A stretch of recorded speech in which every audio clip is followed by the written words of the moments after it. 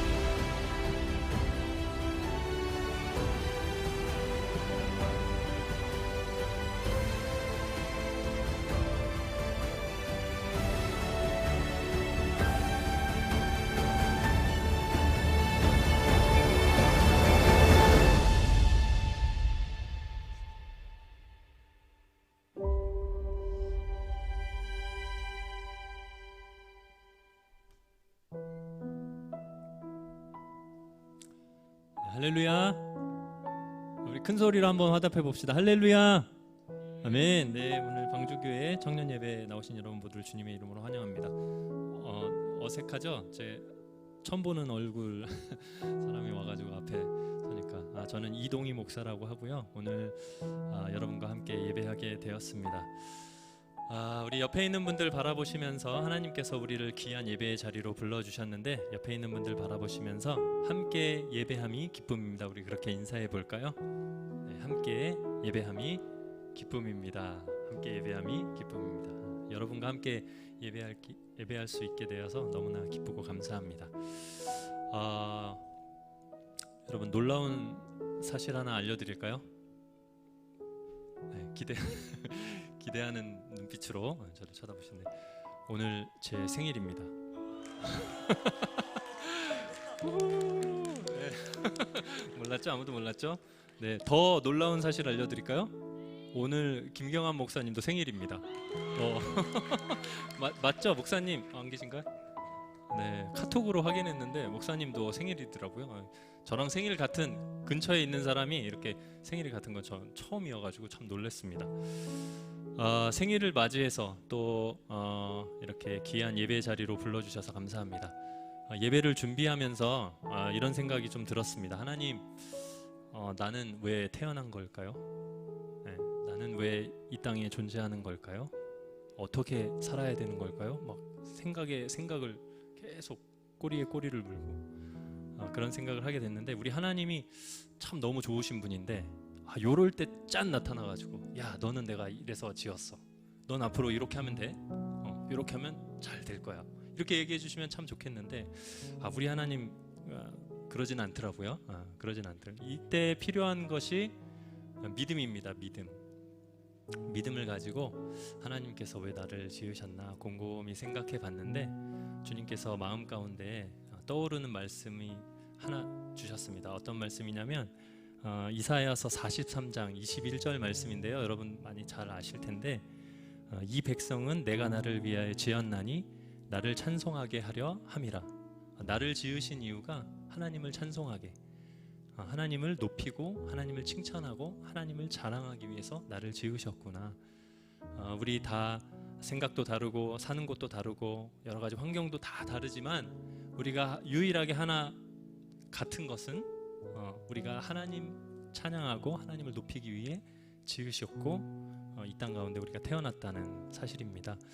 오늘 함께 이렇게 모여서 예배하게 되었는데요, 이 자리에 주인 되신 주님을 온전히 우리가 높여드리고 칭찬하고 자랑하는 그런 귀한 예배 되었으면 좋겠습니다. 그래서 우리의 존재가 하나님 안에서 내가 이런 존재구나 깨달아 아는 귀한 예배 되었으면 좋겠습니다. 네, 이 시간 그 마음으로 우리 다 같이 두 눈을 감고 잠깐 예배를 위해서 기도하겠습니다. 하나님, 오늘 주님 앞에 나아가 예배할 때 하나님, 우리 가운데 주님을 예배하는 선한 마음을 허락하여 주시옵소서. 하나님, 주님을 자랑하고 주님을 칭찬하는 것이 가장 기쁨인 그런 마음들 우리 가운데 허락하여 주시옵소서. 성령님, 그렇게 우리를 인도하여 주시옵소서. 우리 그 마음으로 함께 예배를 위해서 다 같이 기도하며 나아가겠습니다.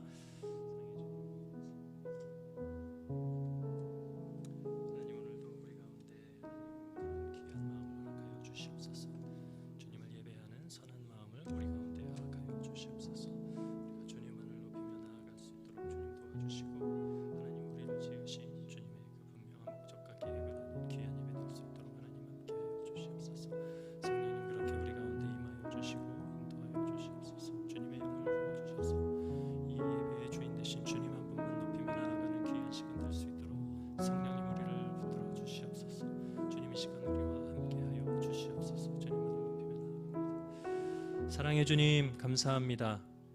우리를 지으신 이유는 우리가 주님을 찬송하고 주님을 찬양하고 주님을 높이고 주님을 자랑하고 주님을 칭찬하기 위하여 우리를 지으신 줄로 믿습니다. 하나님, 오늘 주님을 높여드리는 이 귀한 자리에 하나님, 주님만 예배하는 선한 마음을 우리 가운데 허락하여 주셔서 이 예배의 주인 되신 주님만을 높이며 나아가는 우리 모두 될 수 있도록 주님 인도하여 주시옵소서. 이 시간 성령님의 도우심을 구하며 나아갑니다. 우리 한 사람 한 사람 가운데 임하시고 함께하여 주시옵소서. 감사드리며 예수님의 이름으로 기도했습니다. 아멘. 이 시간 우리의 빛이 되신 주님 믿음으로 바라보며 우리 함께 찬양하심으로 예배하며 나아가겠습니다.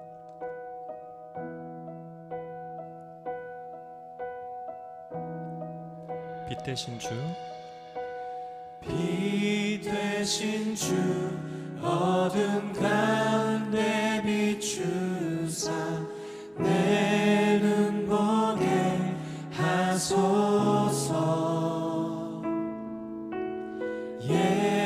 예배하는 선한 마음 주시고 산소망이 되시네. 다시 한번 빛 되신 주, 빛 되신 주, 어둠 가운데 비추사 내 눈 보게 하소서. 예배하는 선한 마음 주시고 산소망이 되시네.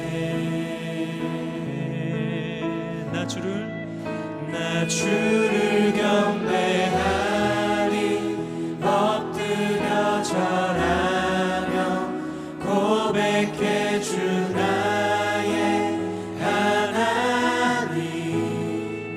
오 사랑스런 주님, 존귀한 예수님, 아름답고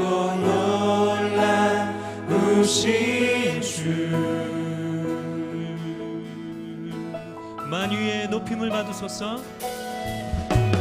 만유의 높임을 받으소서. 영광 중에 계신 주, 겸손하게 이 땅에 임하신 주, 높여 찬양하리라. 높여 찬양하리라. 높여 찬양하리라.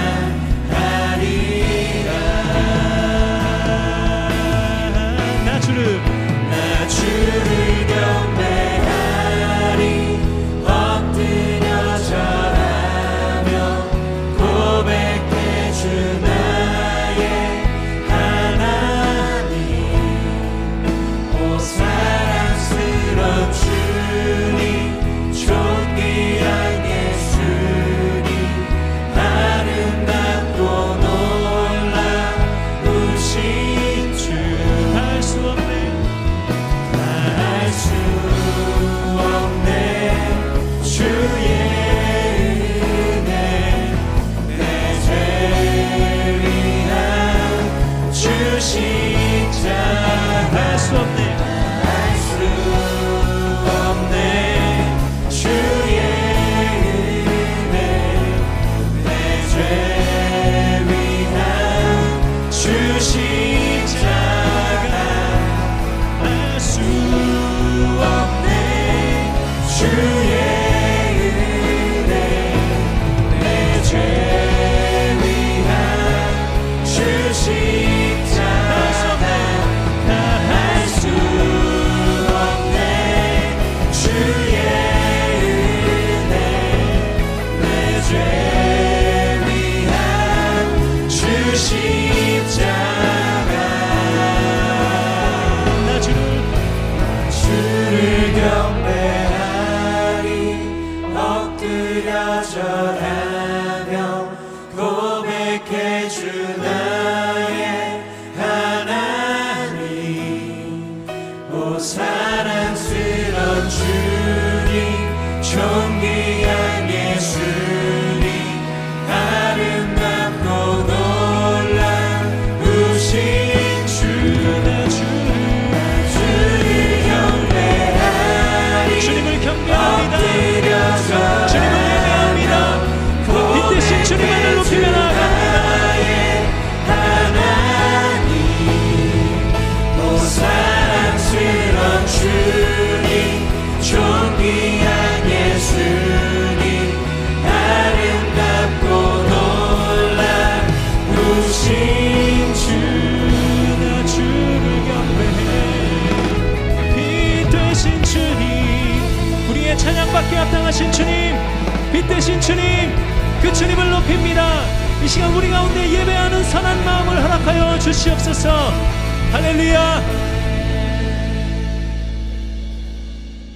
우리 이 시간 다 같이 자리에서 일어나서 놀라운 주님의 사랑을 함께 찬양하며 나아갑시다.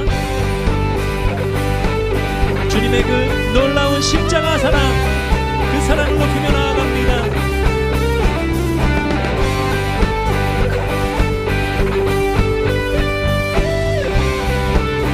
전능하신 주,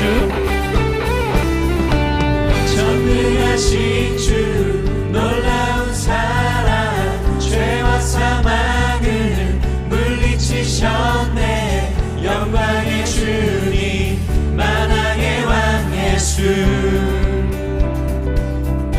온 땅 흔드는 주님의 위엄, 모든 만물이 주를 경배해. 영광의 주님, 만왕의 왕 예수.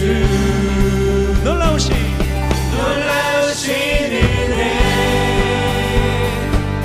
완전하신 사랑, 나의 죄 위하여 십자가 지신 주, 생명을 주시고 자유케 하셨네. 예수 행하신 모든 일 찬양해.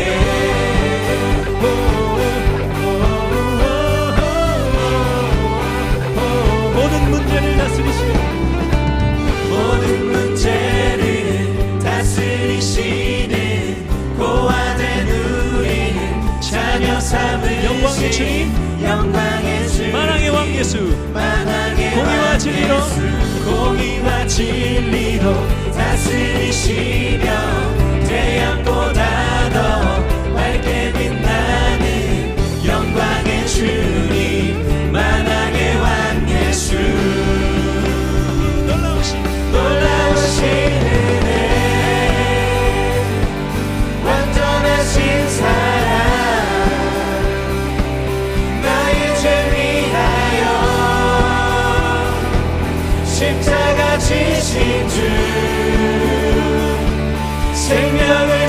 주시고 우리를 자유케 하셨습니다.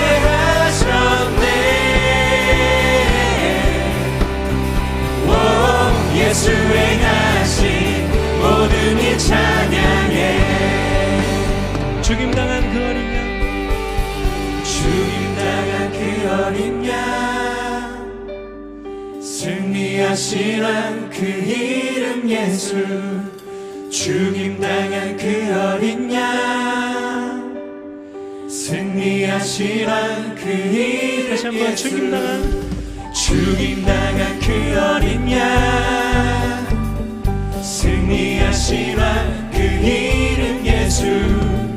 죽임당한 그 어린 양, 존귀 존귀 존귀여 놀라우신 은혜,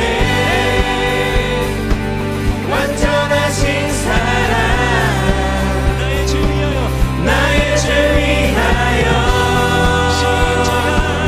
십자가 지신 주, 생명을 주시고 자유케 하셨네. 예수 행하신 모든 일 다시 한번 찬양합시다. 놀라우신 은혜, 놀라우신 은혜, 완전하신 사랑, 나의 주 위하여 우리 주님께서 십자가를 지셨습니다. 십자가 지신 주, 생명을 주시고 자유케 하셨네. 예수 행하신 모든 일 찬양해.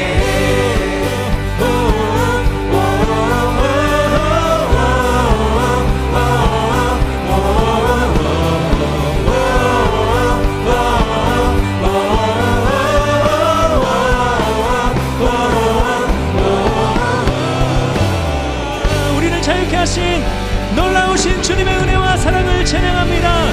그 십자가 사랑을 찬양합니다. 할렐루야.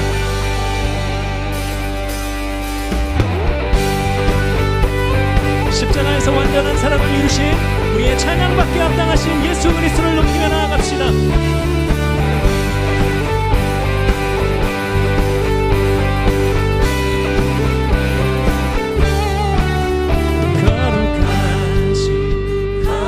거룩하신 전능의 주, 전능의 주, 찬양받기 합당한 주, 합당한 주, 나의 평생 나의 평생 주님만을 주님만을 사랑하며 따르리라. 찬양하며 경배해 귀하신 만왕의 왕 주님 앞에 엎드려 사랑하며 너의 이름 찬양하며 경배해 귀하신 만왕의 왕 주님 앞에 엎드려 사랑하며 엎드리는 나의 일생을 주만 위해 살리라.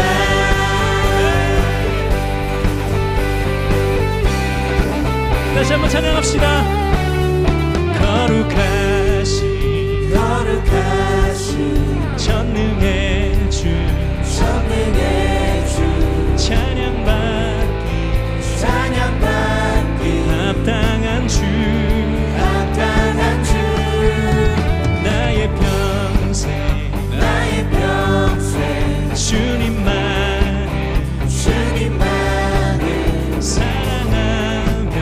사랑하며 따르리라.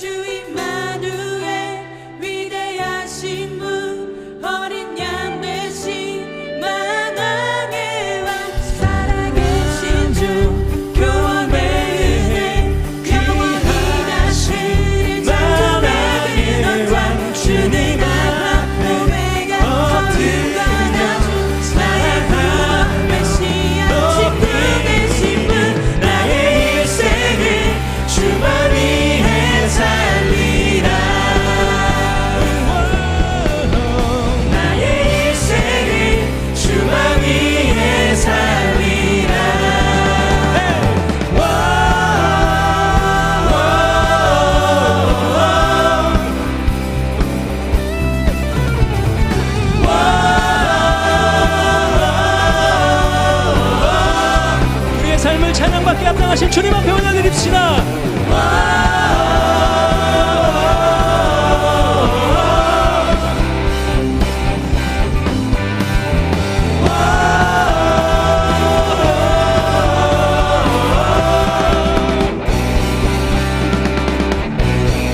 찬양에 위대하신 주 주님을 경배합니다. 다시 한번 우리 찬양받기 합당하신 주님 앞에 영광의 박수 올려드립시다. 할렐루야.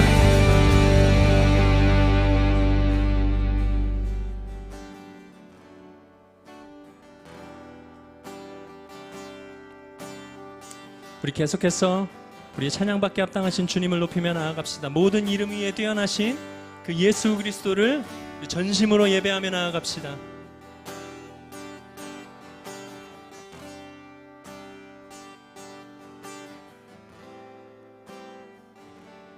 우리를 위하여 이 땅에 오셨네. 죄인 구하시려 생명을 주셨네. 주의 마음으로 세상을 섬기며 이 땅 회복하신 십자가를 전하리. 우리를 위하여 이 땅에 오셨네. 죄 구하시려 생명을 주셨네. 주의 마음으로 세상을 섬기며 이 땅 회복하신 십자가를 전하리. 다시 한번 우리를 위하여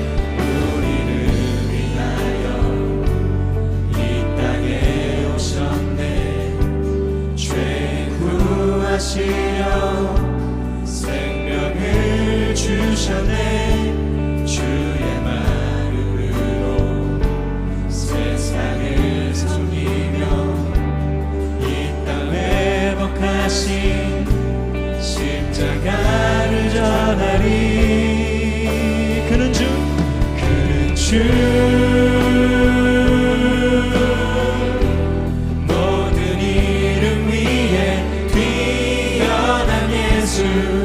나 찬양하리라. 나의 삶 예수 그리스도 주님의 흔적 나 품고 살. 우리를 위하여 이 땅에 오셨네.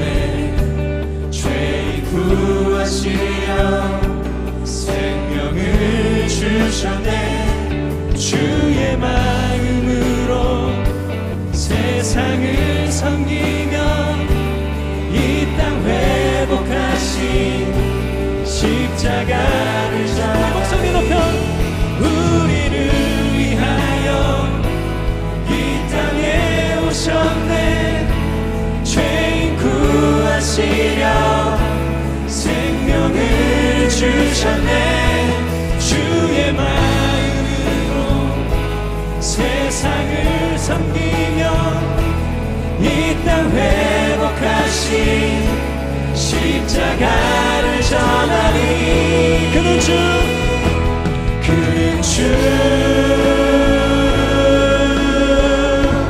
모든 이름 위에 뛰어난 예수 나 사랑하리라. 나의 삶 예수 그리스도 주님의 흔적 나 품고 다시 한번 그는 주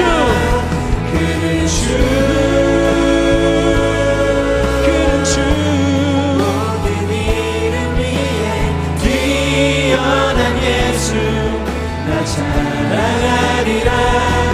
나의 삶 예수 그리스도 주님의 흔적 다시 한번 찬양합시다. 그는 주 모든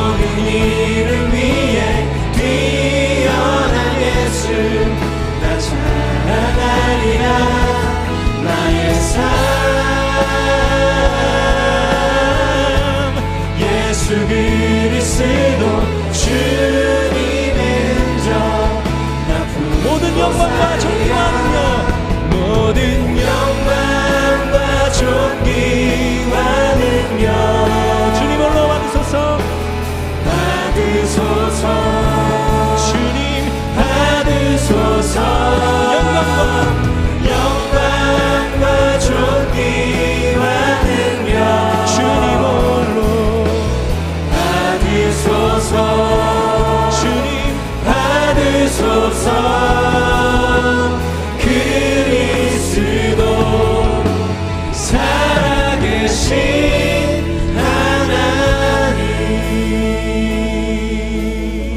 주님 큰 영광 받으소서.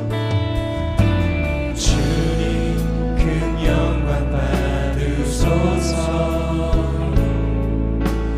홀로 찬양 받으소서. 모든 이름 위에 뛰어난 그 이름. 온 땅과 하늘이 다 찬양해. 겸손하게 우리 무릎 꿇고 겸손하게 우리 무릎 꿇고 주 이름 앞에 주 이름 앞에 영광 돌리세. 모두 절하세. 독생자 예수 주님께 찬양 드리리. 모든 영광과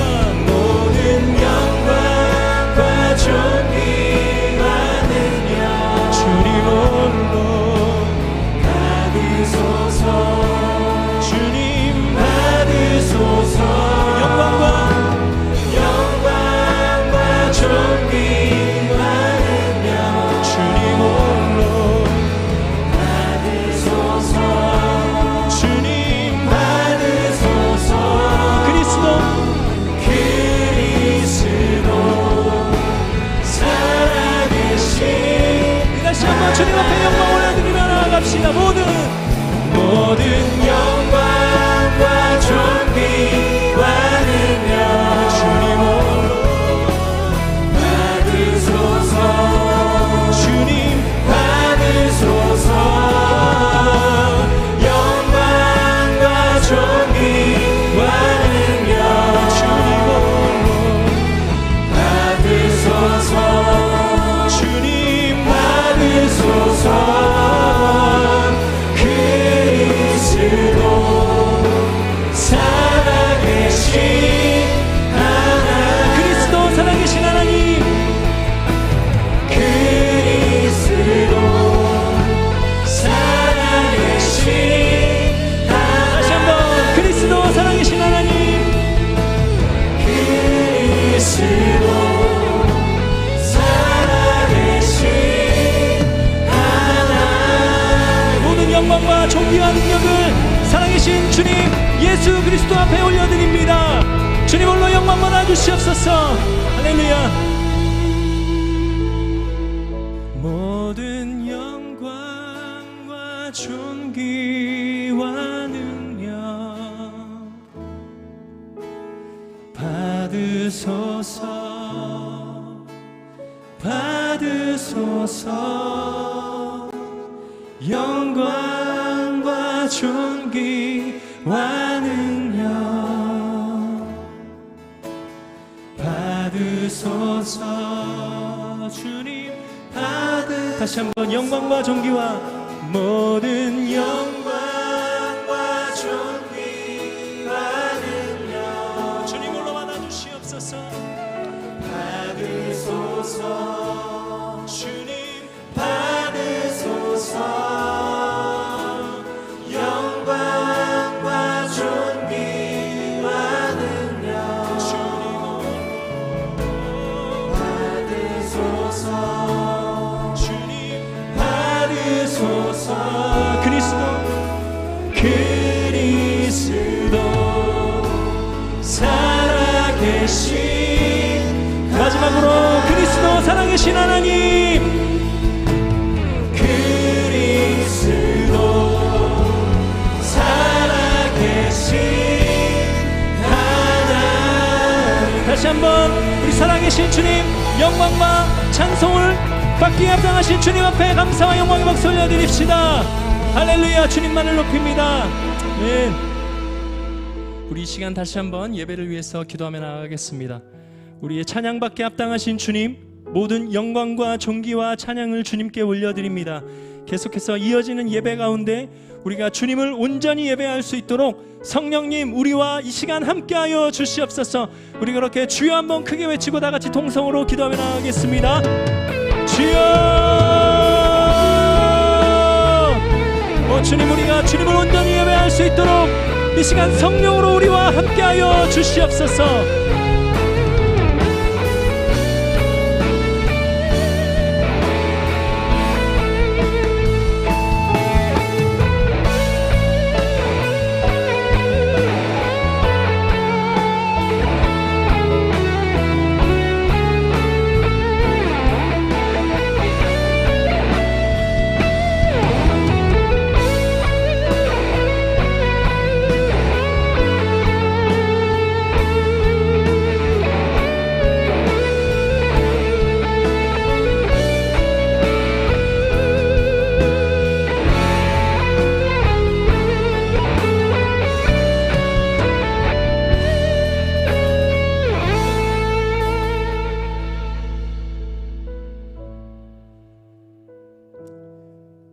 우리의 힘이 되시고 방패 되시며 산소망 되시는 사랑의 하나님, 감사합니다.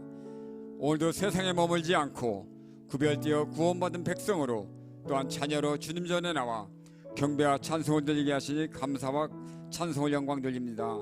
은혜와 자비의 주님, 혼돈과 죄악이 가득한 세상에서 구별된 주님의 자녀로 날마다 정욕과 욕심에서 건져주시고 거룩하고 신실한 주님의 자녀로 승리하게 인도해 주시옵소서.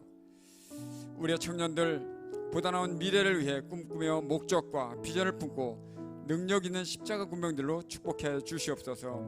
말씀을 의지하고 순종하여 네팔 선교를 떠난 목사님과 청년 공동 지체자들의 사역을 복음의 증인된 삶을 선포하고 전하고 돌아올 수 있도록 성령님께서 인도해 주시옵소서. 오늘은 특별히 어린이 주일로 섬깁니다. 어린 아이들과 같지 아니하면 결코 천국에 들어가지 못한다고 말씀하신 주님, 그 말씀에 순종하여 심령이 깨끗한 자들로 살게 하여 주시옵소서. 오늘도 청년부 예배를 위해 섬기는 귀한 성들들 기억하시고 그들의 앞길을 형통함과 복된 인생으로 축복하여 주시옵소서. 방주교회를 사랑하시는 주님, 말씀과 양육과 소그룹 모든 활동을 통해 청년들이 영적으로 더 풍성케 하시고 주의 사랑을 알고 깨닫게 하시고 몸된 교회의 축복의 통로로 사용하여 주시옵소서. 오늘도 생명의 말씀을 증거하시는 목사님 피곤치 않게 하시고 은혜의 말씀, 능력의 말씀 선포하게 하여 주옵소서. 말씀 듣는 우리들 주님의 음성을 듣게 하시고 주의 크고 놀라운 은밀한 사랑을 깨닫는 복된 시간 되게 인도해 주시옵소서. 우리의 영원한 구원자 되시며 우리의 산소망 되시는 예수 그리스도 이름으로 간절히 기도합니다. 아멘.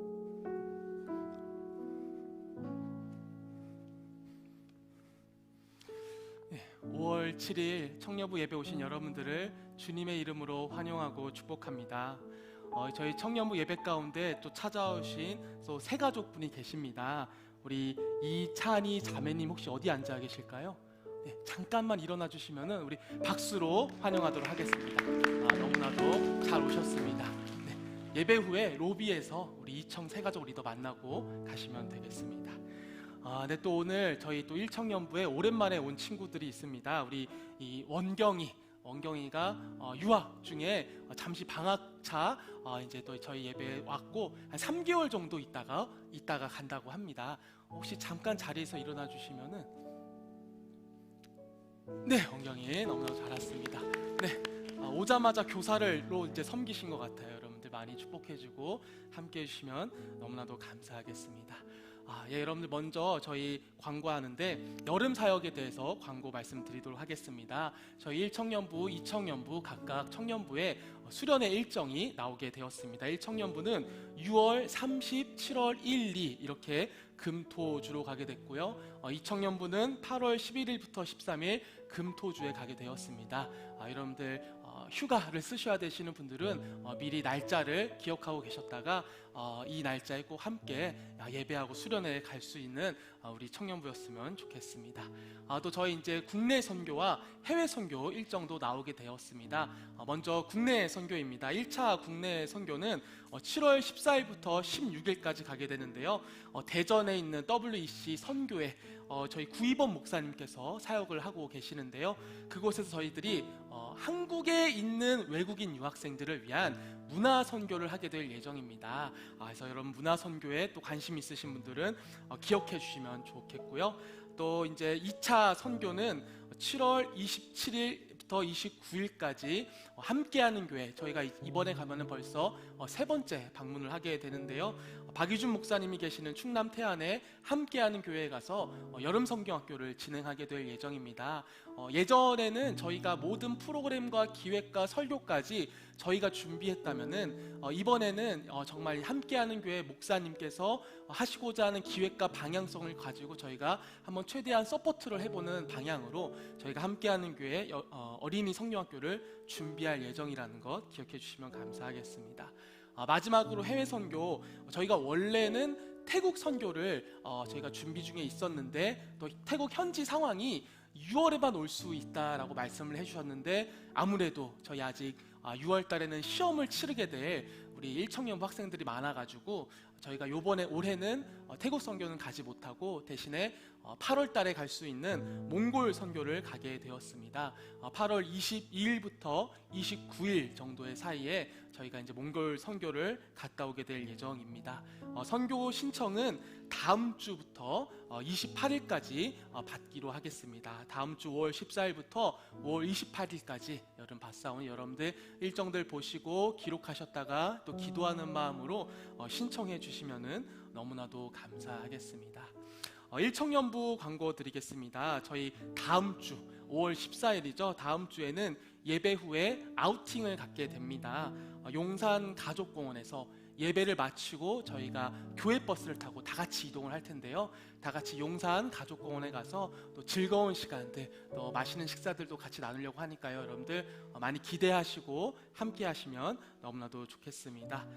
궁금한 사항은 우리 목장 리더에게 문의해 주시면 너무나도 감사하겠습니다. 이청 광고입니다. 이청년부도 마을별 나들이를 가게 됩니다. 날짜와 장소, 형태는 마을별로 정해진다라는 점 기억해 주시면 감사하겠습니다. 마지막 광고가 있는데요. 저희가 부활절부터 성령 강림주일 그 사이까지의 시간을 기쁨의 50일이라고 합니다. 부활절부터 성령 강림주일까지가 기쁨의 50일이라고 하는데 저희가 예수 그리스도의 부활을 부활절만 기념하는 것이 아니라 부활절부터 성령 강림주일이 올 때까지 그 50일의 기간을 예수 그리스도의 부활의 소식에 대한 기쁨을 누리시고 나누는 시간을 갖게 되는데 저희 청년부는 특별히 21일부터 26일까지의 그 6일 동안의 기간 동안 저희가 이 기쁨의 50일을 한번 기념해 보려고 합니다. 더 자세한 광고는 다음 주에 안내되니까요. 여러분들 기억해 주시면 감사하겠습니다. 네, 광고는 여기까지고요. 오늘 우리에게 주신 하나님의 말씀은 시편 128편 1절부터 6절까지의 말씀입니다. 시편 128편 1절부터 6절까지의 말씀을 한 절씩 교독하신 후에 마지막 절 합독하도록 하겠습니다. 여호와를 경외하며 그의 길을 걷는 자마다 복이 있도다. 내가 내 손이 수고한 대로 먹을 것이라. 내가 복되고 형통하리로다. 내 집 안방에 있는 내 아내는 결실한 포도나무 같으며 내 식탁에 둘러앉은 자식들은 어린 감람나무 같으리로다. 여호와를 경외하는 자는 이같이 복을 얻으리로다. 여호와께서 시온에서 내게 복을 주실지어다. 너는 평생의 예루살렘의 번영을 보며 함께 읽겠습니다. 내 자식의 자식을 볼지어다. 이스라엘에게 평강이 있을지로다. 아멘. 여러분들 저희가 계속해서 사도행전 말씀으로 저희가 매주 주일마다 말씀을 이어갔는데요. 오늘은 특별히 가정의 달을 맞이하여서 여러분들과 가정에 관한 또 말씀을 함께 나누고 사도행전 마지막은 다음 주 5월 14일 날 또 선포된다라는 거 기억해 주시면 감사하겠습니다. 여러분들 이런 질문을 한번 해보고 싶습니다. 여러분 다시 태어나도 지금의 가정에서 살고 싶으신가요? 잠깐 안내를 하면서 안내하는 우리 청년들과 좀 물어봤는데 다시 태어나도 지금의 부모님과 살고 싶냐라고 물어봤더니 또 되게 재치 있는 대답을 하더라고요. 내가 아무리 살고 싶어도 부모님이 나랑 살고 싶지 않아 할 수도 있지 않을까요? 이런 생각을 또 얘기를 해줬는데 한 번도 생각해보지 못했던 부분이었습니다. 여러분은 지금 다시 태어나도 지금의 가정에서 살고 싶으신가요? 제가 청년 때 이제 겨울 해외 아웃리치로 이스라엘 성지순례를 간 적이 있었습니다. 그래서 성지순례를 앞두고 청년들과 함께 교육하는 시간들이 몇 주간 걸쳐 있었는데 그 중에 어떤 시간이 있었냐면은 내적 치유를 하는 교육 시간이 있었어요. 그래서 특별한 강사분을 모시고 내적 치유에 대한 강의와 설교를 듣고 또 함께 기도하며 내 안에 있는 쓴뿌리를 마주하는 시간을 좀 가져봤는데 그 중에서 가정의 이야기를 우리가 빼놓을 수가 없지 않습니까? 그래서 강사님께서 한번 이렇게 질문을 해본 거예요. 제가 질문했던 것과 동일하게 여러분 다시 태어나도 지금의 가정에서 살고 싶은가요? 라고 물었을 때 이제 손을 들어보게 했습니다.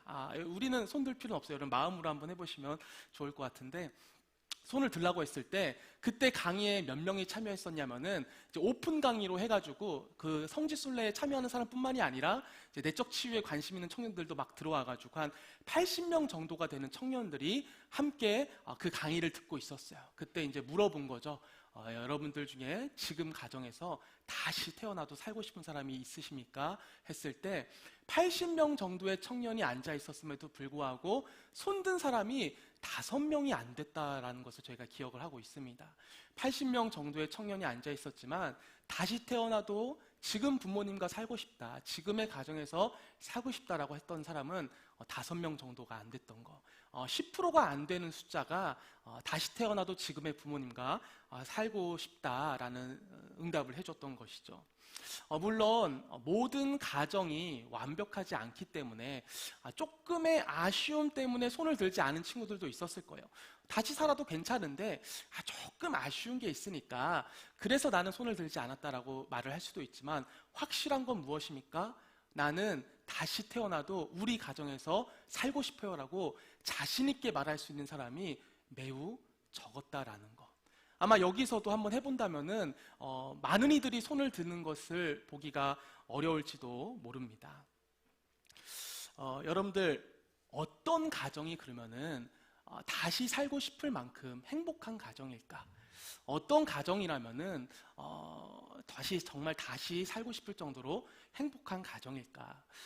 제 친구 중에서 부모님이 중소기업에서 열심히 일을 하시면서 돈을 잘 버시고 또 어머니께서는 재테크에 이제 밝으셔가지고 아버지가 잘 벌어놓으신 돈을 정말 잘 불린 그 가정을 제가 본 적이 있습니다. 그래서 그 어머니께서 아버지의 재산을 불릴 때 그것을 이제 아들 명의로 한 거죠. 그래서 다 제 친구의 명의로 한 거예요.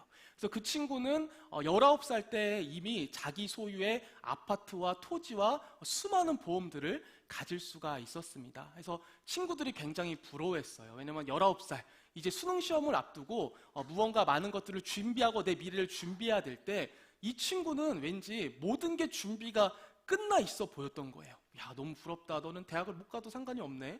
너는 집 있지, 땅 있지, 보험 있지, 너 부족할 게 뭐가 있냐. 그리고 그 친구도 정말 해맑게 그것을 잘 누렸어요. 그래서 정말 행복한 가정 같아 보였는데 문제가 생겼을 때 어떤 문제가 생겼냐면은 어머님께서 암에 걸리셔서 19살, 그 친구가 19살 때 돌아가시고 나서 아버지께서 재혼을 하셨는데 그 재혼을 할 때부터 문제가 생겼어요. 처음에는 어떤 문제인지 몰랐습니다. 그 친구의 아버지께서 그 친구한테 계속해서 어떤 이야기를 했냐면은 회사가 어렵다.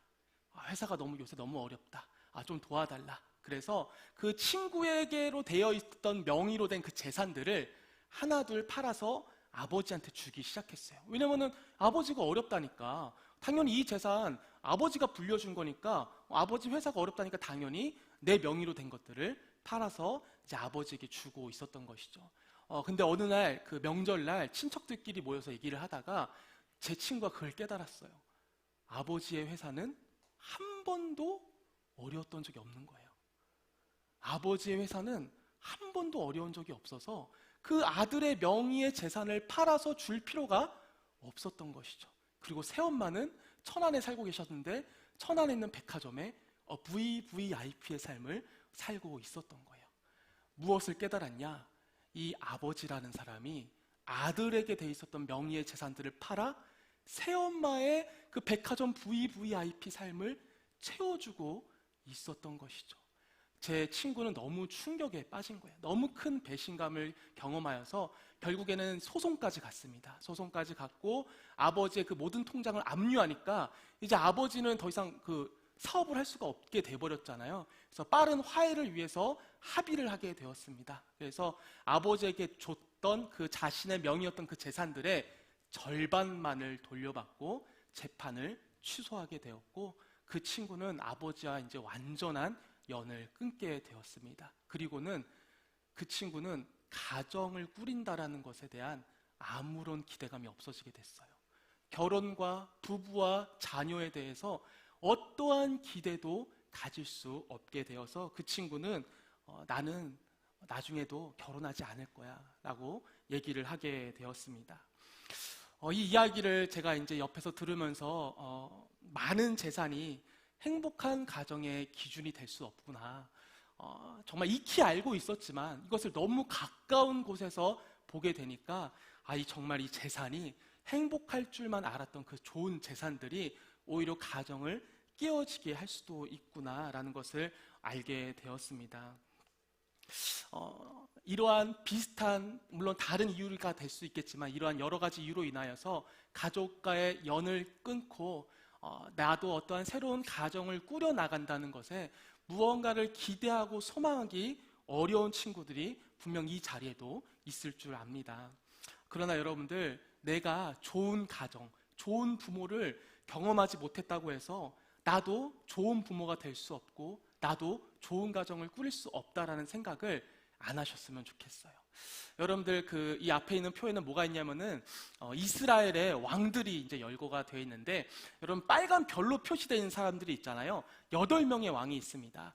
남유다에는 20명의 왕이 있었고 북이스라엘은 19명의 왕이 있었는데, 이 총 합쳐서 39명의 왕 중에서 하나님께 칭찬받는 왕은 딱 8명밖에 없었어요. 39명의 왕 중에 8명의 왕만이 하나님께 칭찬을 받았는데, 그 중에 제가 얘기하고 싶은 사람은 히스기야입니다. 이 히스기야가 특이한 게 어떠냐면, 여러분들, 굉장히 안 좋은 왕의 자녀로 태어났어요. 아하스는 온갖 우상 숭배를 하고 아수르를 신뢰했었던 정말 나쁜 왕으로 성경책에 기록이 되어 있습니다. 그럼에도 불구하고 히스기야는 어땠어요? 하나님께 칭찬받는 왕이 될 수가 있었습니다. 또 재밌는 게 뭐가 있냐면은, 그 훌륭했던 히스기야 왕의 아들은 므낫세였는데, 또 이 므낫세도 천하의 이제 나쁜 놈으로 성경에 기록되어져서 좋은 왕이 되지 못한 것을 보게 됩니다. 나쁜 부모 밑에서 꼭 나쁜 부모가 나오는 것도 아니고, 좋은 부모 밑에서 꼭 좋은 아이가 나오는 것도 아니라는 것. 무엇입니까? 결국에는 나 하기 나름이라는 것을 우리는 기억해야 되는 거죠. 좋은 아버지, 좋은 어머니를 못 만났다고 나도 좋은 아버지, 좋은 어머니가 못 되는 것이 아니고, 내가 좋은 가정을 경험하지 못했다고 나도 좋은 가정을 꾸리지 못할 거라는 것이 아니라 어떻습니까? 내가 하기 나름이다라는 것. 비록 내가 좋은 부모를 경험하지 못했을지라도 앞으로 내가 꾸려갈 가정들은 어떻습니까? 나 하기 나름이다라는 것을 우리는 기억해야 됩니다. 그러면 우리는 어떠한 모습의 가정을 추구하는 것이 정말 성경이 말하는 행복한 가정의 모습들을 꾸려나가는 것일까? 128편 2절에는 이렇게 얘기를 하고 있습니다. 내가 내 손이 수고한 대로 먹을 것이라 내가 복되고 형통하리로다. 무슨 말을 하고 있습니까? 너가 일한 만큼 벌게 될 것이다 라고 얘기를 하고 있어요. 사실 어떻게 보면 당연한 말이죠, 여러분들. 일한 만큼 벌게 된다는 거 사실 당연하지 않습니까? 근데 감사한 게 뭐예요, 여러분들? 이것을 당연히 여길 수 있는 우리의 그 생각들이 있는 이유가 뭐예요?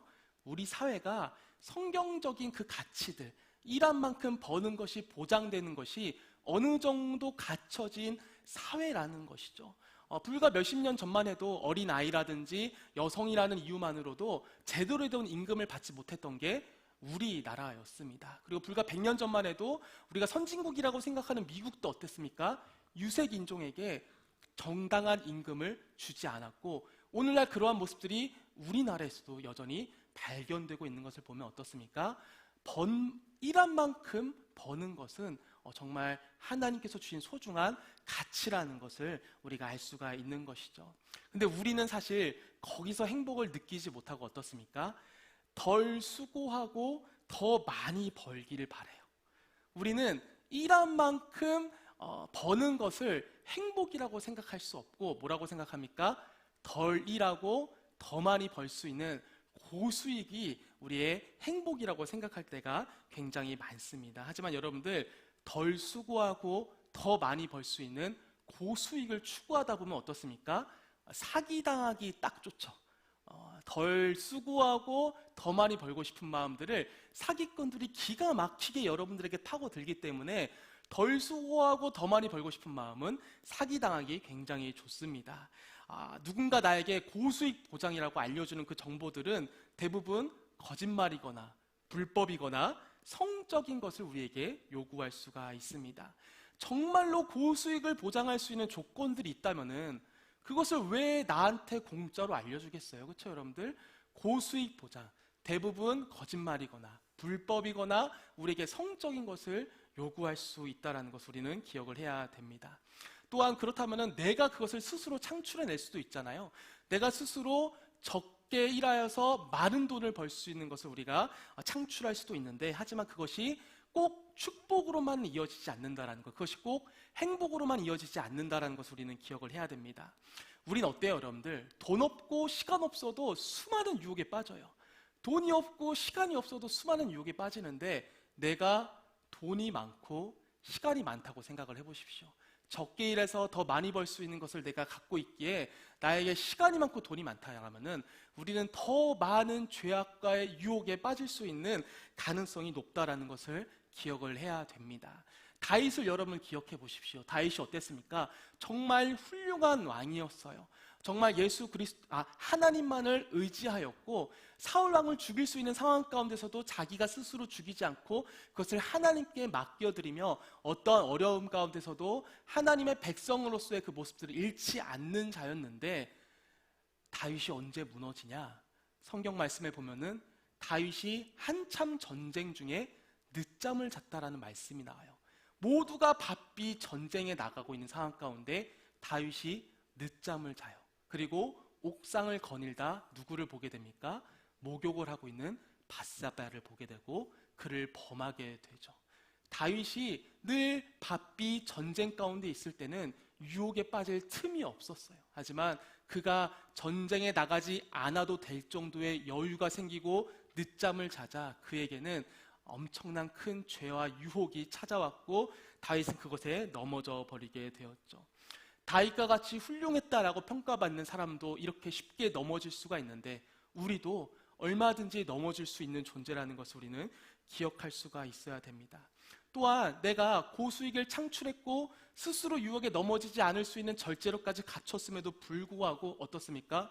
제 친구의 이야기처럼 여러분들의 주변 사람들이 여러분들이 가진 것을 빼앗고 싶어 할 수가 있습니다. 마치 제 친구의 얘기처럼 그것이 가족이 될 수도 있는 것이죠. 적게 일해서 많이 벌어 편하게 살고 싶은 그 삶은 여러분들을 절대로 편하게 내버려주지 않을 것이며 수많은 죄와 유혹과 그것을 강탈하고자 하는 사람들에게 둘러싸여서 우리는 그것이 꼭 행복하지 않을 수 있다는 것을 우리는 기억할 수가 있어야 됩니다. 그렇다면 일한 만큼 버는 것이 가정의 행복인 이유는 무엇일까요? 그것은 3절에 말을 하고 있습니다. 3절에 내 집 안방에 있는 내 아내는 결실한 포도나무 같으며 내 식탁에 둘러앉은 자식들은 어린 감람나무 같으리로다 라고 얘기를 하고 있습니다. 이 포도나무와 감람나무는 이스라엘 백성들에게 가장 중요한 나무들이었었어요. 그들의 일상을 생활하면서 가장 소중한 나무들이었습니다. 포도주를 얻을 수 있었으며 올리브를 얻을 수 있었기 때문에 굉장히 중요한 나무였죠. 그래서 자신의 아내와 자신의 자식을 포도나무와 감람나무에 비유한다는 것은 뭐예요? 나에게 가장 중요한 건 뭡니까? 나의 가정이다 라고 고백을 하고 있는 것이죠. 일한 만큼 버는 것에 행복을 누리는 사람들은 어떻습니까? 가정이 나에게 가장 중요하게 되는 것이죠. 이거와 연결되는 말씀 전도서 9장 9절 말씀인데요. 제가 매우 좋아하는 말씀인데, 내 헛된 평생의 모든 날 곧 하나님이 해 아래서 내게 주신 모든 헛된 날에 내가 사랑하는 아내와 함께 즐겁게 살지어다. 그것이 내가 평생의 해 아래서 수고하고 얻은 내 몫이니라라고 얘기를 하고 있죠. 여러분들, 우리가 수고하고 애쓰고 열심히 살면서 기대하는 어떤 보상들이 있지 않습니까? 내가 공부를 정말 열심히 해서 명문대를 감으로써 기대하는 바가 있고, 내가 직장에서 정말 열심히 일하면서 벌고 승진을 함으로 통하여서 내가 얻고자 하는 어떤 보상들이 있는데, 그 성경 말씀은 뭐라고 얘기를 하고 있습니까? 우리가 이 모든 헛된 날 평생의 해 아래서 수고하고 얻은 나의 몫은 뭐라고 얘기를 하고 있습니까? 바로 너와 사랑하는 아내와 함께하는 것, 쉽게 말해 가정이다라고 얘기를 하고 있는 것이죠. 일한 만큼 버는 것이 중요한 자들에게는 더 많이 일해서 더 많이 벌어 무언가를 보상을 받기 원하는 마음보다 그 안에 어떤 마음이 있습니까? 나는 일한 만큼 벌면 되고, 그것을 가지고 내가 해 아래서 수고하고 얻은 나의 몫인 바로 이 가정이 나에게 가장 소중하기 때문에 어떻습니까?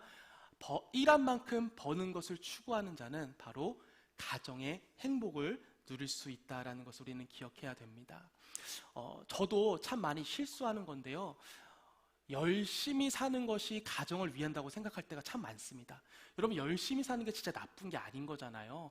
내가 가정을 보살피기 위해 열심히 산다라는 것은 절대 나쁜 게 아닌데, 이것이 때로는 열심히 사는 게 더 중요해서 가정보다 열심히 사는 것에 더 목을 매달 때가 있습니다.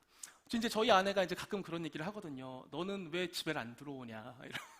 야, 다른 목사님들 다 들어왔다라는데 너는 도대체 집에 언제 들어올 거냐? 그럼 저는 그때마다 하는 얘기가 있어요. 야, 내가 그래도 방주교회에서 목회를 열심히 하고 잘해야 우리가 그래도 방주교회에서 좀 더 오래 사역하고 있을 수 있지 않겠냐? 내가 가정 챙긴다고 사역 내팽겨치고 너 챙기면은 너 어떻게 바로 잘릴 수도 있지 않겠냐? 나는 이것을 다 가정을 위해서 하는 거다라고 얘기를 하지만, 그 얘기에 저희 아내는 전혀 위로가 안 되고, 저희 아내는 두 아이를 키우면서 죽어가고 있는 것을 저는 이제 외면하면서 내 살 길 찾겠다고 사역하고 나가 있는 꼴이 될 수가 있는 것이죠. 근데 이게 여러분 사역만이 아닌 것 같아요. 모든 직장 생활하고 있는 여러분들도 마찬가지 아니겠습니까? 여러분, 직장 생활 열심히 하는 거 얼마나 중요해요. 근데 여러분들, 그것을 왜 열심히 하는지 우리가 기억을 해야 되는 거예요. 내가 이 직장 생활을 왜 열심히 하는 거예요? 나에게 있는 소중한 사람들과 행복하게 살기 위해서잖아요. 근데 내가 어느 순간 그것이 바뀔 때가 있어요. 나는 나에게 소중한 사람과 행복한 삶을 살기 위해서 열심히 일해야 돼 라면서 나에게 소중한 사람들을 외면하고 그들의 마음을 알아주지 못하고 그들의 간절한 요청들을 듣지 못하게 될 수가 있다라는 것이죠. 그래서 이런 말들이 있어요. 교회는 너 없이도 잘 돌아가. 근데 너의 가정은 너 없이면 안 돌아간다. 왜냐하면은 교회는 교회를 세우기 위해서 하나님께서 이렇게 많은 사람들을 보내주셨지만, 가정은 그 가정을 지키기 위해서 너를 보냈기 때문에 너는 그것을 놓치면 안 된다라는 얘기를 하고 있죠. 그래서 저도 늘 그 어느 간극 가운데 서 있어요. 열심히 해야 된가 동시에 가정을 포기하면 안 된다라는 것에 그 어딘가에 늘 서 있는데, 그때마다 우리가 무엇을 기억해야 됩니까? 내가 해 아래 수고하고 열심히 산 그것의 보상은 무엇입니까? 명예나 어떤 권력이나 어떤 돈이나 어떤 좋은 집안이나 이런 것이 아니라 가정과 함께하는 것이다라는 것. 우리가 이 기준을 놓치지 말아야 된다는 것을 기억해야 될 것입니다. 두 번째 행복한 가정의 모습은 바로 하나님과 교제하는 자리가 늘 있는 사람입니다. 5절에는 이렇게 얘기를 하고 있죠. 시온에서 내게 복을 주실 것이고 예루살렘에서 번영을 보게 될 것이다. 이 시온과 예루살렘은 다 같이 예루살렘을 향하고 있는 것인데, 바로 예루살렘에 있는 성전을 얘기하고 있습니다. 그 성전 가운데서 너희가 하나님의 은혜를 맛보게 될 거라는 거죠. 그럼 오늘날을 살아가고 있는 우리에게 성전은 어디입니까? 이 예배당일 수가 있겠죠. 또 네팔 선교팀이 선교하고 있는 그 네팔 땅일 수도 있겠고, 또 여러분들이 일상의 자리에서 개인 경건 생활을 하고 있는 바로 그 자리도 성전이 될 수가 있겠죠. 어디가 됐든 중요한 게 무엇입니까? 여러분들은 하나님의 은혜를 받을 수 있는 교제의 통로가 있어야 된다는 것입니다. 그것이 예배의 자리가 됐든 사역의 자리가 됐든 가정이 됐든 어디가 됐든 어떤 형태가 됐든 우리 삶에 어떤 자리가 늘 있어야 됩니까? 하나님과 교제할 수 있는 그 은혜의 통로가 늘 있어야 되는 것이죠. 그랬을 때 우리는 그 하나님의 교제하는 자리를 늘 찾아갈 때 우리는 행복한 가정을 꾸릴 수 있다라고 얘기를 하고 있습니다. 왜냐하면은 6절 말씀에 뭐라고 얘기하고 있습니까? 내 자식의 자식을 볼지어다 이스라엘에게 평강이 있을지어다. 이게 무슨 말이냐면은 당시 이스라엘들은 어땠습니까, 여러분들? 늘 전쟁의 위기 가운데 있었습니다. 늘 전쟁 위기 가운데 있었기 때문에 정말 건강하게 오래 살고 자식을 보고 손자 손녀를 볼 수 있는 사람은 극히 드물었어요. 전쟁에 휘말려서 죽임을 당하거나 건강에 어려움을 당하여서 죽을 수 있는 사람들이 너무나도 많이 있었던 것이죠. 그 건강과 그 전쟁은 스스로 자신을 보호할 수 없는데 그것을 누가 보호할 수 있다라고 얘기를 하고 있습니까?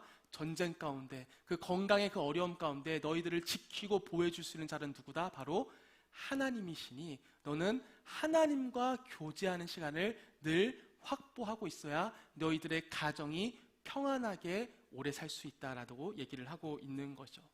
여러분, 우리는 어때요? 우리는 우리의 가정 혹은 우리의 소중한 사람들, 그 친구들을 내가 지키려고 할 때가 참으로 많습니다. 그래서 어때요? 늘 바빠요. 나의 소중한 사람들을 지키기 위해 우리는 너무나도 바쁩니다. 바쁘다 보면 어때요, 여러분들? 하나님과 교제하는 그 시간들을 우리는 가장 뒤로 미뤄요. 왜냐하면 내가 내 인생을 책임져야 되기 때문에 내가 이 땅 가운데 해야 될 게 너무나도 많은 거예요. 그러다 보니 하나님과 교제하는 시간들은 점점 멀어질 수밖에 없는 거죠. 늘 좋은 핑계가 우리에게 많습니다. 바쁘다, 급한 일이 많다, 내 인생에 지금 너무 중요한 시기이다 라는 굉장히 많은 이유들로 우리는 어떻습니까? 하나님과 교제하는 시간을 미루게 되죠. 그러다 보면 어떻게 됩니까? 마치 앞서 말씀드렸던 것처럼 가정을 책임지기 위해 가정을 위해서 열심히 일하다가 가정도 내 우선순위에서 밀려나갈 수가 있게 되는 것이죠. 하지만 어떻습니까, 여러분들? 우리의 인생을 또 나의 가정을 내가 지키는 것이 아니라 하나님이 지킨다라는 믿음이 있는 사람들은 어떻습니까? 하나님과의 교제 시간을 우리는 절대로 미루지 않게 되는 거죠. 왜냐하면 주님이 나의 인생을 책임져 주실 거다라는 믿음이 있기 때문에 우리는 하나님과 교제하는 시간을 가장 먼저 앞세울 수가 있습니다. 그래서 앞서 말했었던 내가 가정을 소중하게 여긴다고 했을 때 내 모든 것의 보상은 가정이기 때문에 내가 더 이상 더 많은 보상을 누리지 않겠다고 무언가를 더 열심히 일하지 않을 수 있는 삶은 무엇입니까? 내 삶을 하나님께서 책임져 주실 거라는 이 믿음이 같이 따라오지 않으면 불가능한 거죠. 왜냐하면 우리는 늘 불안하기 때문이에요. 가정이 중요하지라고 얘기를 하면서 내가 지금 일에 집중하는 것보다 내 가정이 더 소중하다고 얘기를 하지만 어떻습니까? 다른 사람들이 더 열심히 일하고 더 많은 것들을 모아가는 그 모습들을 보면 어때요? 내가 지금 가정을 책임지기 위해서 일한 만큼만 버는 것에 만족하는 것이 굉장히 우리 안에 죄송합니다. 불안감을 줄 수가 있는 거죠. 세상 사람들은 더 열심히 일하고 더 많은 것들을 벌려고 하고 더 많은 것들을 스스로 준비하려고 하는데 나는 가정이 제일 중요하다고 더 많은 일들을 하지 않고 가정에 집중하려고 한다면은 나는 그 주변 사람들의 모습과 이야기 속에 불안해할 수밖에 없는 것이죠. 그랬을 때 그 불안하지 않을 수 있는 조건이 뭐가 있습니까? 바로 내 인생은 하나님께서 책임져 주신다라는 믿음을 가지고 나는 늘 하나님과 교제하는 시간을 우선순위로 삼고 그리고 가정을 우선순위로 삼으면서 살아갈 수 있게 된다는 것이죠. 여러분, 근데 우리가 이렇게 꾸려갈 성경이 말하는 행복한 가정의 모습이 여러분들에게 안 와닿으실 수도 있을 것 같아요. 일한 만큼만 버는 게 나는 전혀 행복하지 않을 것 같은데, 하나님과의 교제하는 시간을 확보하여서 하나님이 내 인생을 책임져 주신다는 믿음을 가지고 그 사는 삶은 나는 행복하지 않을 것 같은데 라는 우리들의 마음이 들 수 있지 않겠습니까? 무조건 외제차에 강남에서 30평 정도 되는 브랜드 아파트에서 사는 것을 살았을 때 우리 가정이 행복하지 않을까? 뭐 아무리 돈이 많은 게 필요 없다고 하는데 나도 그러면은 정말 그렇게 헛된 것을 추구해서 그것을 모든 것을 다 이룬 다음에 헛돼 보고 싶다. 저도 이제 한 청년들이랑 얘기를 하다가 이제 솔로몬의 이야기를 통해서 뭐 헛되고 헛되다 이런 얘기가 나오지 않습니까? 그래서 정말 세상에서도 정말 많은 것들을 이룬 사람들이 정말 그것을 이뤄봤더니 정말 헛되었습니다라는 간증을 들으면은 우리 청년들은 그걸 들으면서 맞아, 많은 것들을 얻어봤자 헛되구나 라는 고백을 하기보다는 어떤 마음이 앞섭니까? 나도 헛돼 보고 싶다. 나도 저렇게 정말 많은 것들을 가지고 누리고 높이 올라가서 나도 이것이 헛되구나 라는 것을 얘기하고 싶다라는 마음이 우리 안에 먼저 들지 않습니까? 그래서 오늘 말씀에서도 어떻습니까? 일한 만큼 벌어라. 그리고 하나님이 너의 인생을 책임지실 테니 너는 하나님과의 교제하는 시간을 너는 먼저 확보해라 라는 것.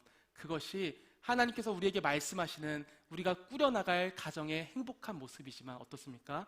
우리는 그것이 정말 나에게 행복처럼 다가오지 않을 때가 너무나도 많은 것이죠. 그러면은 어떤 사람이 성경이 말하는 이 행복, 우리에게 오늘날을 살아가는 우리들에게 잘 와닿기가 어려운 이 모습들이 어떻게 해야 우리에게도 여전히 하나님이 말씀하신 행복이 나의 행복이 될 수 있을까? 1절과 4절 말씀이 이렇게 얘기를 하고 있습니다. 여호와를 경외하며 그의 길을 걷는 자마다 복이 있도다. 여호와를 경외한 자는 이같이 복을 얻으리로다. 여러분 시편 128편은 6절밖에 되지 않아요. 이 6절 안에 굉장히 많은 이야기들을 함축해서 담아놓고 있습니다. 그런데도 불구하고 어떻습니까?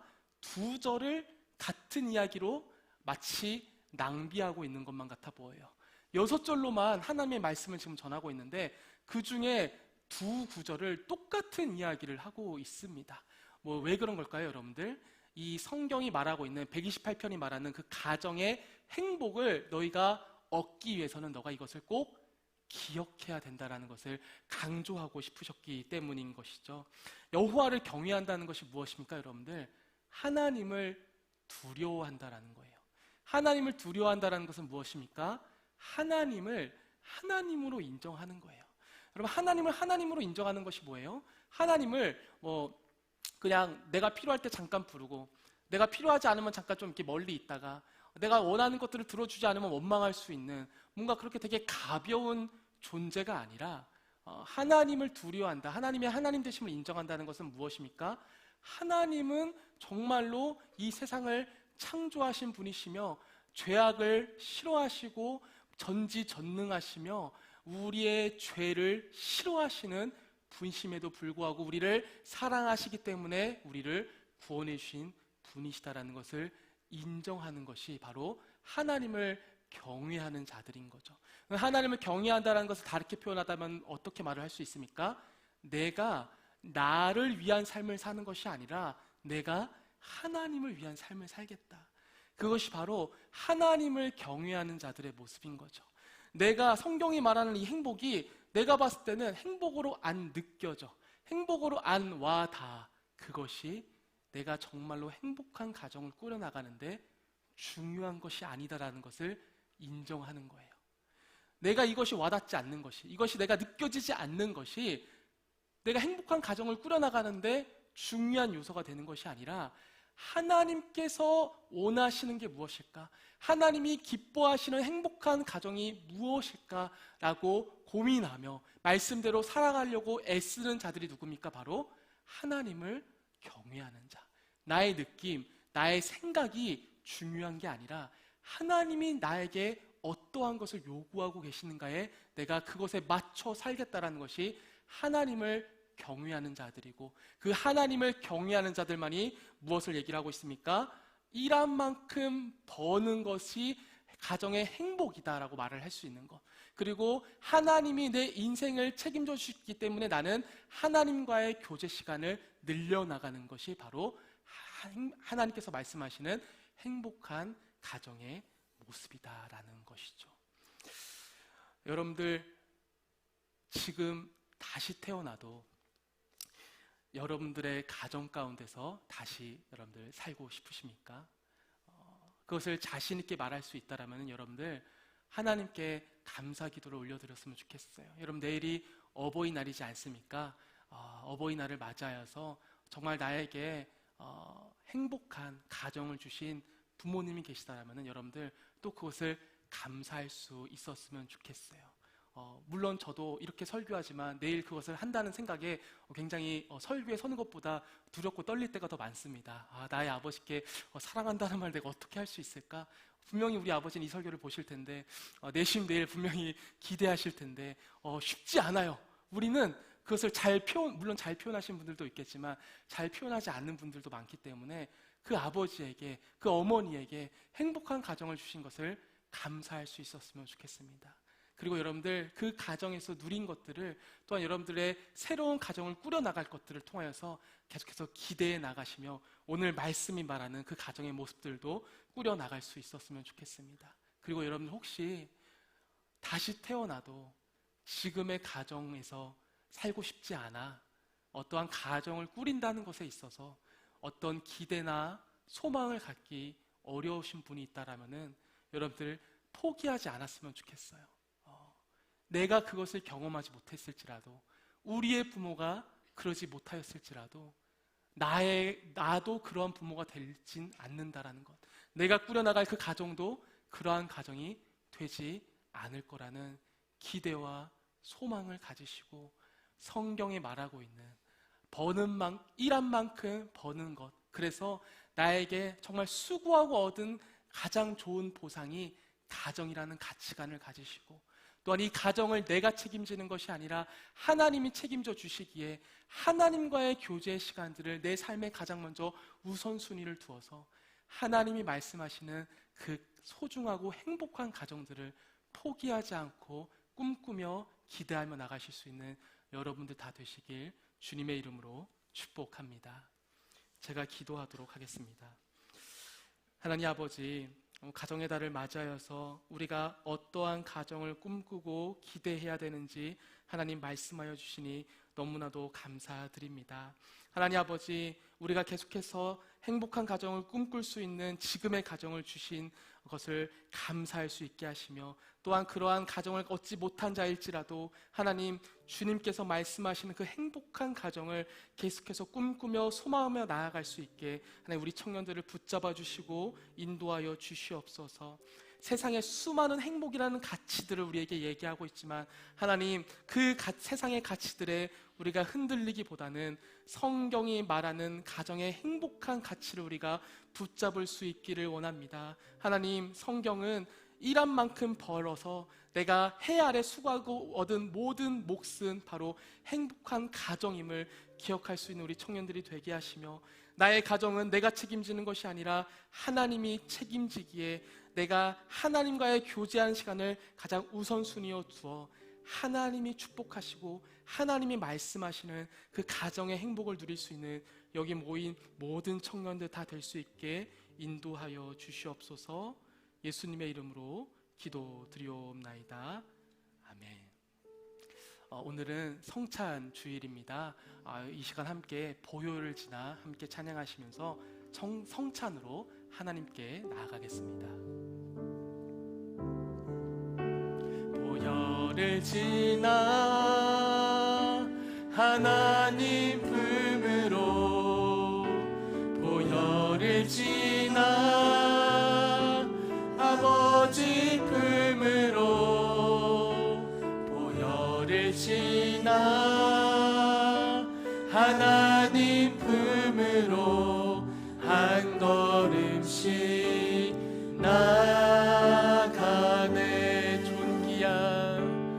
존귀한 주 보혈이 내 영을 새롭게 하시네. 존귀한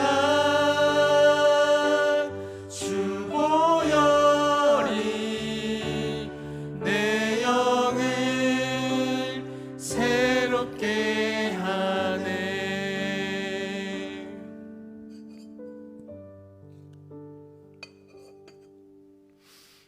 주 예수께서 잡히시던 날 밤에 떡을 가지사 축사하시고 떼어 이르시되 이것은 너희를 위하는 내 몸이니 이것을 행하여 나를 기념하라 말씀하셨습니다.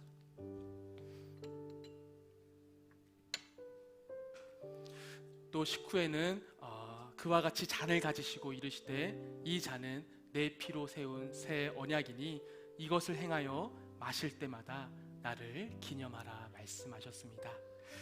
오늘 이 성찬을 통해 오늘 말씀을 같이 기억했으면 좋겠습니다. 하나님만을 온전히 경외하며 주의 길을 가는 행복한 가정과 같이 이 떡과 잔을 나눈 이 공동체가 하나 된 공동체로 세워가실 그 하나님을 믿음으로 기대하며 우리 함께 성찬을 참여하시길 바라겠습니다. 우리 함께 계속해서 보혈을 지나 찬양하시면서 성찬을 받도록 하시겠습니다. 보혈을 지나 하나님 품으로 보혈을 지나 아버지 품으로 보혈을 지나 하나님 품으로 한 걸음씩 나가네. 존귀한 주 보혈이 내 영을 새롭게 하시네. 존귀한 주 보혈이 내 영을 새롭게 하네. 보혈을 지나 하나님 품으로 보혈을 지나 아버지 품으로 보혈을 지나 하나님 품으로 한 걸음씩 나가네. 존귀한 주 보혈이 내 영을 새롭게 하시네. 존귀한 주 보혈이 내 영을 새롭게 하네. 세례 받으셨는데 아직 잔을 받지 못하신 분은 손을 들어 표해 주시면 감사하겠습니다. 그럼 제가 성찬을 위해서 기도하겠습니다. 하나님 아버지, 이제 우리가 성찬에 참여합니다. 하나님 아버지, 우리가 하나됨을 꿈꾼다라는 것, 주님의 살과 피를 마심으로써 하나됨을 소망한다라는 것, 나의 생각과 나의 경험과 나의 판단으로는 하나님 아버지 우리가 이 공동체 안에서 이룬다라는 것이 정말 힘들어 보일 수도 있지만 하나님, 이 성찬을 통하여서 우리를 새롭게 하시고 그 보혈의 능력을 허락하여 주사 하나님을 온전히 경외하며 주의 길을 가는 하나된 공동체를 우리가 포기하지 않고 소망할 수 있게 인도하여 주옵소서. 예수님의 이름으로 기도합니다. 아멘. 주님의 거룩한 떡과 잔입니다.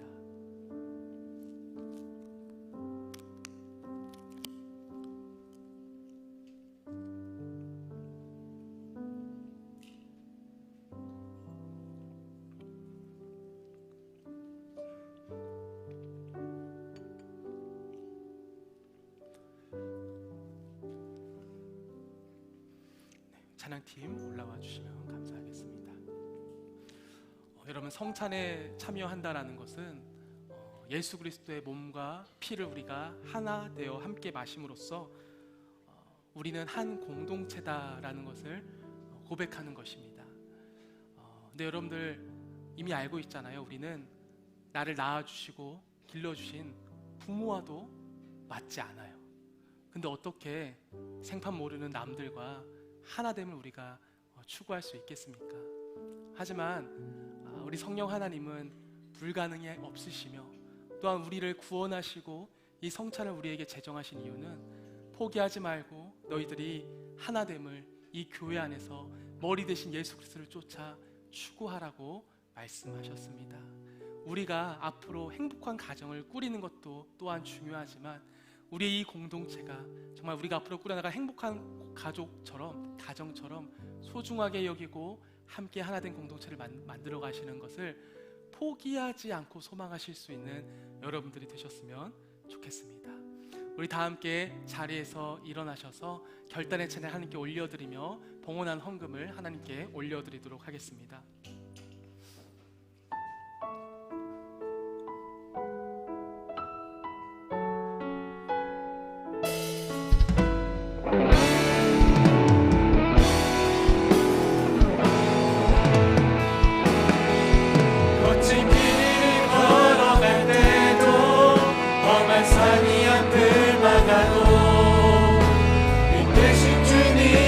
손이 나를 붙드네.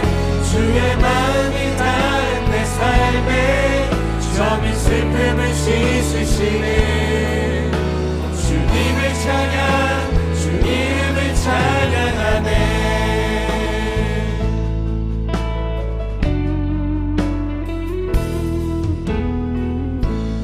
모든 것 아시는 주님,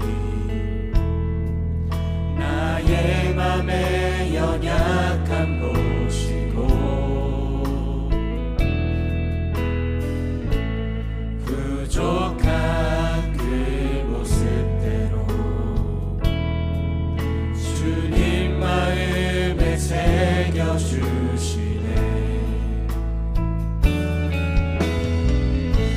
주님께 도로한 마음 하나하나 헤아려 주시니 그 마음 그 아픔들을 주님 손으로 품어주시네. 거친 길 위를 걸어갈 때도 험한 산이 앞을 막아도 대신 주님의 두 손이 나를 붙드네. 주의 마음이 닿은 내 삶에 점인 슬픔을 씻으시는 주님을 찬양, 주 이름을 찬양하네.